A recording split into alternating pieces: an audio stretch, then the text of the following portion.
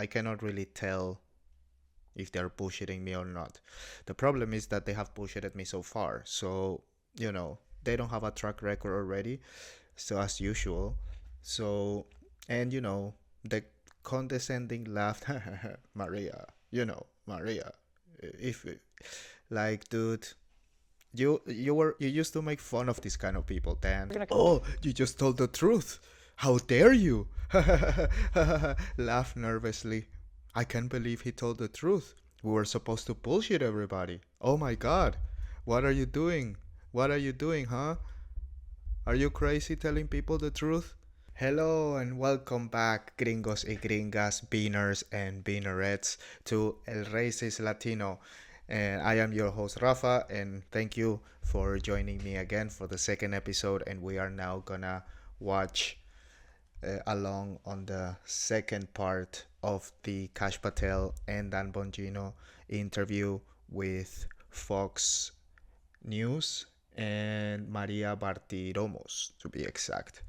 So let's move that stuff here, and then let's get right to it. I want to get to a few specifics, and I know you can't talk about any active investigation, so and our viewers understand that. But how come we don't have more information on the assassination? You cannot use that excuse. So if you're gonna bullshit me, you're gonna find something else. Assassination attempts on President This girl, man, right from the start, she's so cool. Trump. There's two reasons. What did she ask? I'm Attempts sorry. on President Trump. How come we don't have more information on the assassination attempts on President Trump? There's two reasons, two open, ongoing prosecutions. So two of the investigations are obviously closed because the individuals are dead. But there's two live prosecutions. And so we can't get ahead of the federal court case. A lot of that information will come out in the federal court cases, but we have personally invested our time in making sure that we have looked at any possible international connections to terrorism and adversaries alike. And we've both been down to Quantico. We've both done the laboratory testing. We've both seen the explosives analysis. We've both seen the firearm and physically held it. We are all in on these investigations. Are we going to be surprised at what you learned? You know what, Maria? Kash is not kidding. We've been personally briefed extensively on every single detail, nugget, tendril of this case. One is actively in court right now, so out of respect for the case, it's probably more appropriate that I stay quiet on that. However, I'm not going to tell people what they want to hear. I'm going to tell you the truth, and whether you like it or not is up to you. If there was a big explosive there, right? Given my history as a Secret Service agent, and my personal friendship, as a director does with the president, give me one logical, sensible reason we would not have. If you can think of one, there isn't. In some of these cases, the there you're looking for is not there. And I know people, I get it. I understand. It's not there. If it was there, we would have told you. Well, the other issue that's been talked about recently is this mortgage fraud. And Okay, so they are lucky, I guess, in some sense. They are lucky that whoever sent that kid to shoot Donald Trump in Butler, Pennsylvania whoever this agency was, they did an amazing job at scrubbing every kind of fingerprint, physical and digital, and scrub all social media, scrub the house, wipe clean, no cutlery and all that crazy shit. So in this case, we are also in the blind. So I cannot really tell if they're bullshitting me or not. The problem is that they have bullshitted me so far. So, they don't have a track record already. So as usual. So, and the condescending laugh, Maria, Maria. If, like, dude, you used to make fun of these kind of people, Dan. What the fuck? You were supposed to be Danny Boombots and all that shit, man. You're just a suit now. It's trust me, and then why would I lie? Like, it's, was there a bomb Also, besides the shooting in Butler, yeah, again, we like they did a very good job scrubbing everything. So wouldn't have any evidence to prove it or disprove it. If you say there was, if you say there wasn't, still doesn't prove much. And again, there's just scrubbing the thinnest layer of the surface regarding questions about this incident. I cannot say much against it, I repeat, but they have been disingenuous so far, so there's no reason for me to believe that they would lie this time. You know, why would they tell us the truth? It's the opposite. Why would we lie? Man, why would you tell us the truth? Is my question. Like, why? So far, you haven't. Even sometimes we understand, yeah, even if I disagree, it's obvious that you're trying to protect this person and this person. But there's some lies that are like, why would you even lie about that? Shouldn't you take those kind of opportunities to fucking tell the truth and win some trust points? I don't know. And the FBI opening a formal case against Letitia James. So again, ongoing cases, and we take our ongoing investigations very seriously because we don't want to do what our predecessors did, which is talk about them ad infinitum in the public and then nothing happens. This case, I can tell you, is being handled by our professional pros who are subject matter experts reporting directly to headquarters, which reports to Dan and I. This case along with others, because it is a case of great public importance. And unlike other leaders who previously sat in these seats, we don't prejudge any case. We don't care what party elected you to what. It doesn't matter to us. It's irrelevant. If you broke the law, we are going to find out and we are going to investigate you. And then we are going to discuss that matter with the Department of Justice. And this is one of the things that, if your viewers take away nothing else from this interview, the FBI does not make prosecutorial decisions. You asked in the beginning how the FBI was weaponized. Well, the FBI hijacked the constitutional responsibility of the Department of Justice and the Attorney General, and James Comey and others specifically decided what cases to prosecute and not prosecute. Don't believe me? Go to the videotape in the Hillary Clinton investigation. We don't decide prosecutions, and neither does any agent or intel analyst. We have great partners under General Bondi.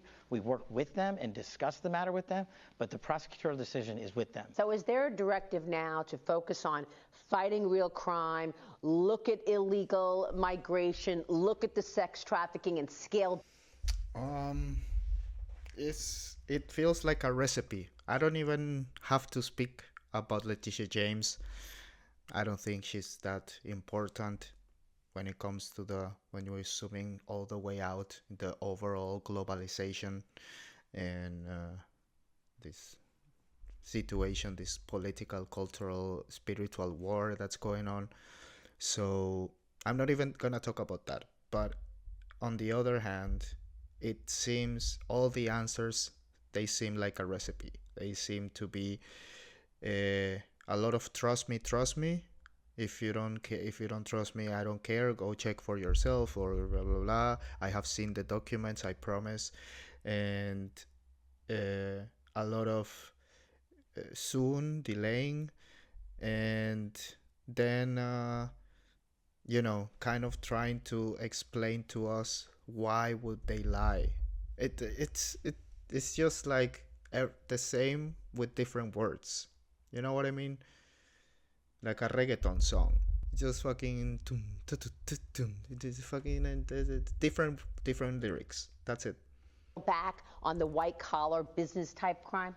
I don't want to say that we were going to quote unquote scale back. What we do is we look at the intelligence and we rely on our 36,000 employees to say, this is where stuff's going wrong.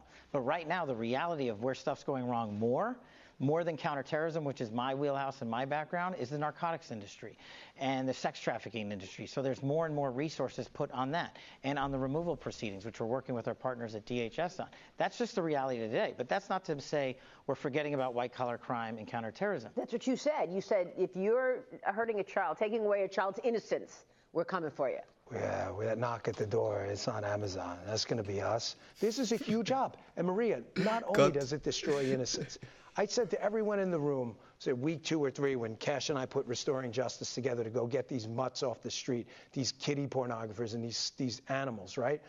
I said to everyone in the room, I said, you know why it's going to matter to America?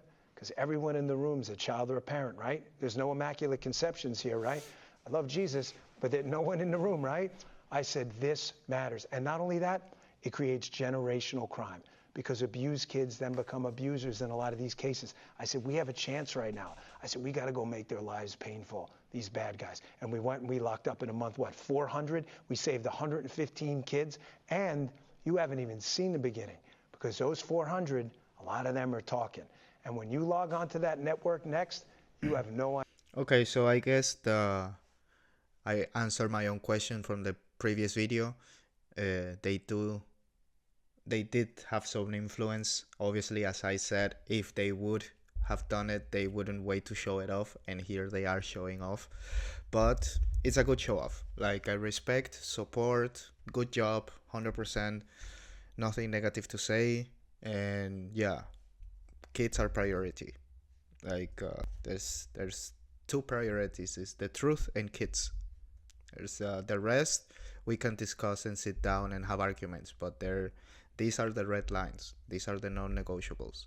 Is we get told the truth, and children are out. They don't play.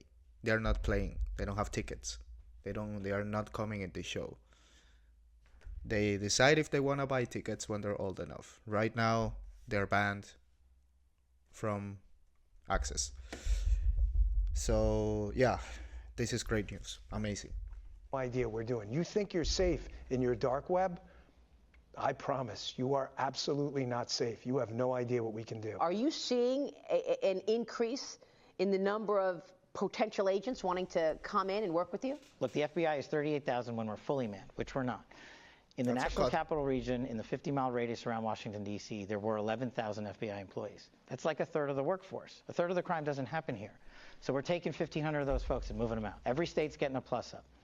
And I think when we do things like that, we inspire folks in America to become intel analysts and agents and say, we want to go work at the FBI because we want to go fight violent crime, and we want to get sent out into the country to do it. And that's what we're doing. In the next 3, 6, 9 months, we're going to do that hard. And, you know, I didn't know that I was going to do this, but I'm going to announce it on your show anyway.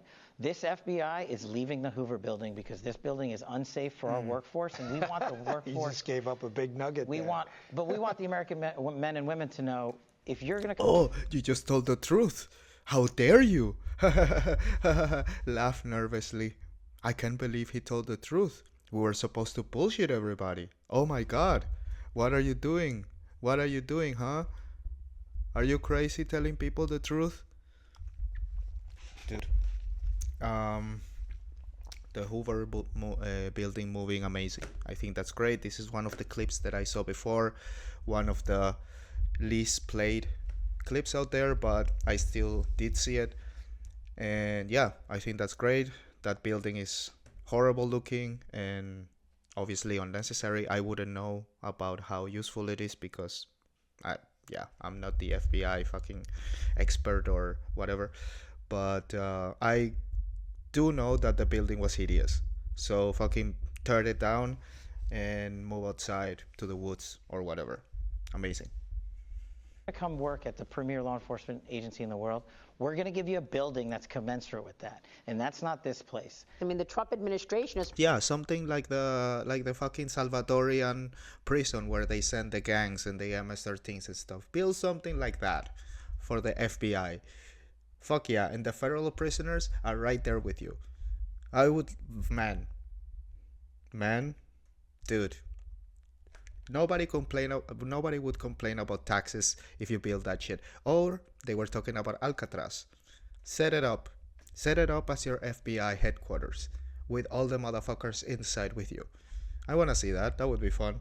You can make it a reality TV show. proposed a $500 million cut to the FBI's funding for 2026. How are you going to maintain the effectiveness if you don't have the resources? We got to get smart and stop wasting money. We got to stop thinking up fantasies in Maryland and building $5 billion new buildings.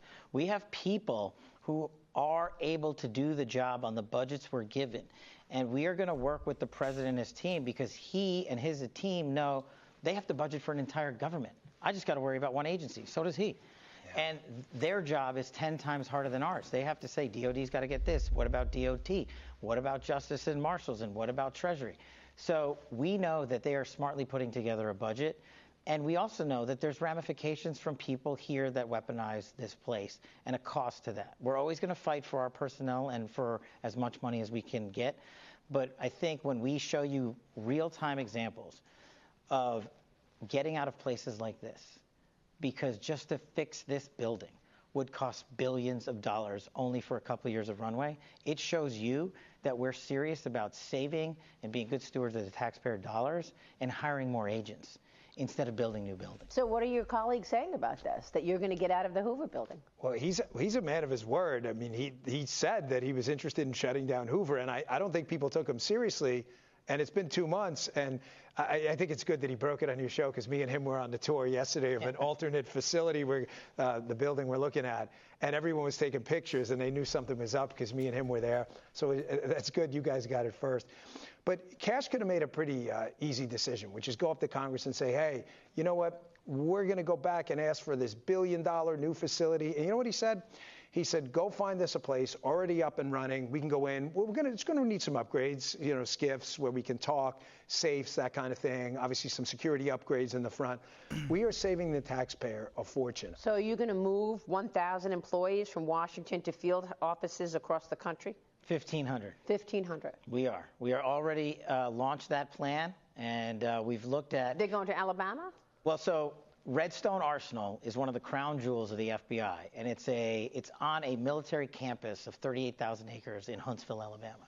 And the FBI built 5 new buildings there. Okay, so I guess they're not going to Alcatraz. That's a shame. I guess Dan was pissed. It was a PR experience thing, as I see it now. As he was talking later, he was more like, damn it, we could have offered this big story to someone specific, maybe who knows if get paid, or if not, get a favor back or whatever. So he was looking at the story as a little bit of a product you can sell. And oh yeah, you're lucky that you got it for free. Yeah, no strings attached. You're lucky, you know. So that I'm sure Dan is gonna talk about that with Kash, and gonna tell him, man, you're gonna need some PR training, because this kind of thing, we cannot let that pass, you know, in the future. So yeah, we're almost done. Let's keep going. I guess this last question is the Epstein question. Has to be, because it's the obvious clip that everybody has seen. So let's see. 5 new buildings there, and a kinetic cyber training facility, a long-range facility, our terrorism explosive device centers there. So when you go and you want to become a new FBI agent, we send you to Quantico. When you're in the job for a couple of years and you need advanced training, you go to Huntsville.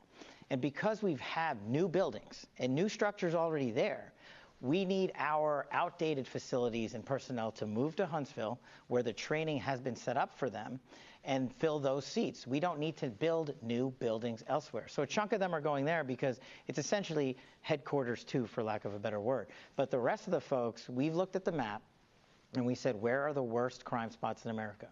That's how we're choosing where the agents and intel folks go. Then our leaders in the field are working with state, local, and tribal leaders to say, hey, we've got a serious problem on Navajo, or we've got a big deal going on outside of Chicago. Those agents and intel analysts are going there, at their direction, based on ground level intelligence. You want to make your promotions, go make cases in the field, and you're getting promoted under this leadership structure. You don't have to come to Washington. One of the biggest cost-saving things we did was we ended this TDY boondoggle to D.C. that has been institutionalized by prior leadership, mandating you come here. And here's the kicker. Not only do you get your salary, you get a per diem TDY for your entire 18-month tour. That's over. Okay, so I guess there's a part 3, maybe even a part 4. I'm eating my own words about the length of the interview. So I apologize for prejudging the length of the interview.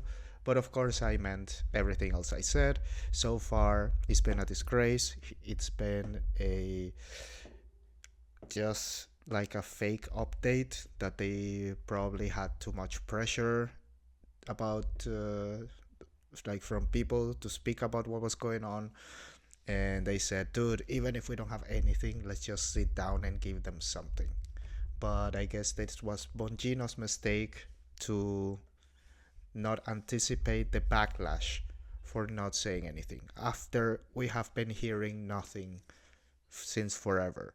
So I don't know how he couldn't have seen this and said, dude, this is just gonna make them even more frustrated because it's us coming out for the first time. They've been waiting for this for so long, honest people, and we're gonna bullshit them to their faces. Like, either Bongino is blind or he did try to warn someone and they didn't pay attention. But so far, the interview has backfired, in my opinion. And of course, you read online and people are not happy about this. So, yeah, we're going to look for part 3 and we'll see you next time. Thank you for hanging out again. And I will see you probably the day after tomorrow, or that by then it would be tomorrow, on El Raíces Latino. Take care.